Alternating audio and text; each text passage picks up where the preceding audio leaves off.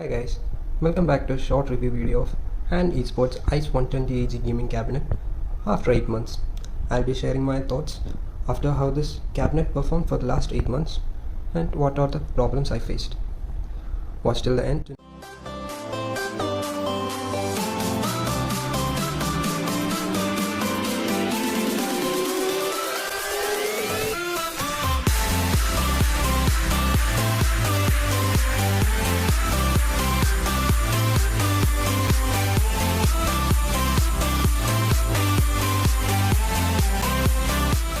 Now I'll turn on the case and show you how the RGB works in this. The case is actually not a proper RGB. It has this small line that contains that Pibgeo colors. It dissolves into each other very correctly, but not quite RGB since we can't change the colors of this cabinet.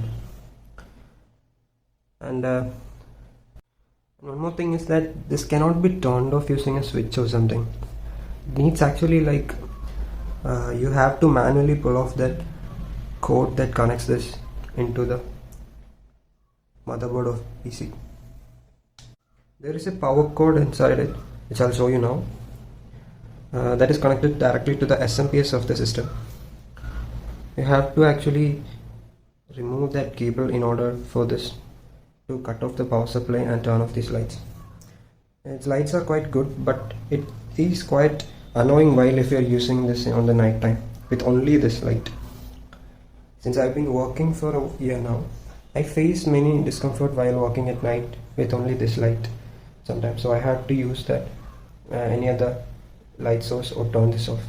If you wish to play around at night using this without any background lights or something, it will be very difficult to use this along with that monitor.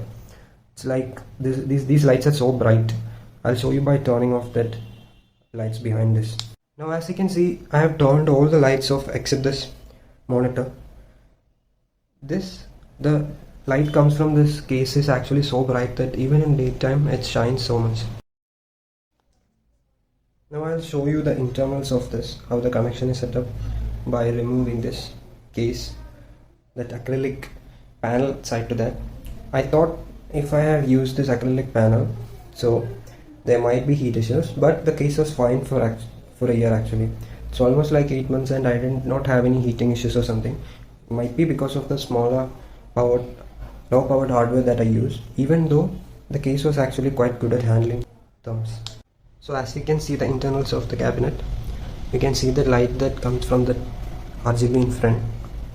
It's actually so bright that it brightens up the whole cabinet. And I kept all the dust and particles in that, and I haven't cleaned it for you to get an idea of how I have been using this for the last 8 months. To check whether the thumbs are going up or down, but it's actually quite good, and that single fan inside it is acting quite efficiently by removing the inside heat. The main reason I didn't clean this is that I want to show you how that mesh works. It's actually removable and cleanable. So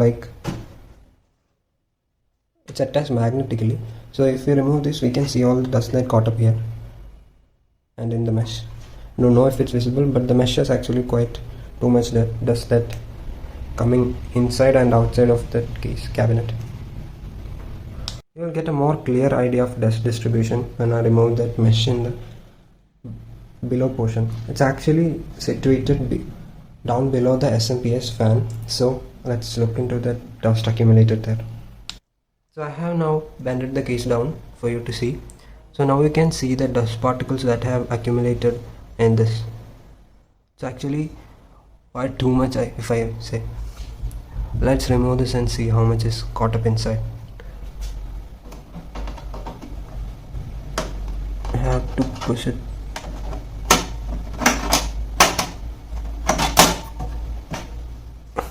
Now if you remove this, you can see that pattern in which the dust has been caught up here. See, so it's actually doing a great job in retaining the dust. I think. I don't know if this dust is might be coming from down, so the dust that been sucked in is being retained in this mesh. So let's clean this back and put it back into the case. So as you can see, I have cleaned the mesh and here, so we'll put this back together and look into the cord connections inside.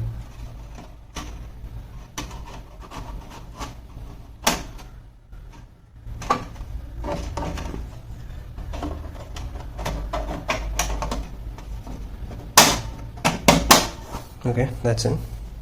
So we'll turn the case upside down and see how wiring in behind looks. So I have opened that back case, and what you see here is my poor cable management. I have tried my best, but I had to satisfy for this. So what I'm going to show is that the code here, this is coming from smps. This one is the connector cable that we have to connect into the smps in order to get that RGB working. So if you don't want that RGB to be turned on always, you have to just remove this code from this to turn that off. That is the only way that you can turn the RGBs off. And this is the back side of the case that looks like. There's a small shroud here inside the case, below which our SSD and SMPS can be placed. So it's actually a bit crowded here since I have two HDD. So I have to use one SSD here. SSD is mounted over here. And then we can take the cords from there through these holes into the connection to the motherboard. The hard drive shroud here we have one shroud inside this also, which we can be removed and pin in our hard drives. We can pin up to 2 inside that and place it back into the case. Here we can see all that USB connectors in here. It has a USB 3.0 connector which can be connected using the cable from here. I have connected that inside to this. See this cable. This is a USB 3.0 cable that has been connected to the motherboard from the cabinet. And then we have the USB 2.0 and 2 audio jack plugs, in which one is microphone and one is our sound output. We can use this or the one from the motherboard behind. I have the power on off and reset button here. Then this light is actually quite too bright. Like if we turn on the PC at night and sleep without covering this, you can see a huge blue circle in the roof of your room. It's actually, sometimes it feels quite nice and sometimes it feels quite annoying, and both times I like that. It depends on your choice, and that's not an added accessory also.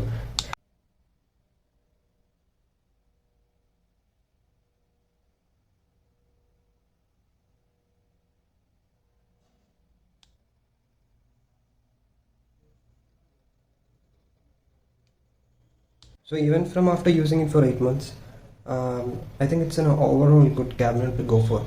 Even though the lack of proper RGB lights are quite disturbing, but it's not a big factor actually. If we use custom fans, in which the case supports up to 6 fans from 2 here, 1 here, 3 here. Inside this we have, I haven't used that, but we can place fans over there. If we use that also, you can use the RGB color fans, which will give a nice attitude to the case. It's up to you to customize how your case looks with the fan. So if we use that, then the RGB problem will not be much issue. Even with the single color, the cabinet looks quite good, to be honest. So my thoughts is that it's quite good cabinet for this price range, and you can rely on it. Thank you for watching, guys. Stay tuned for my other videos. Subscribe to the channel for more content like this.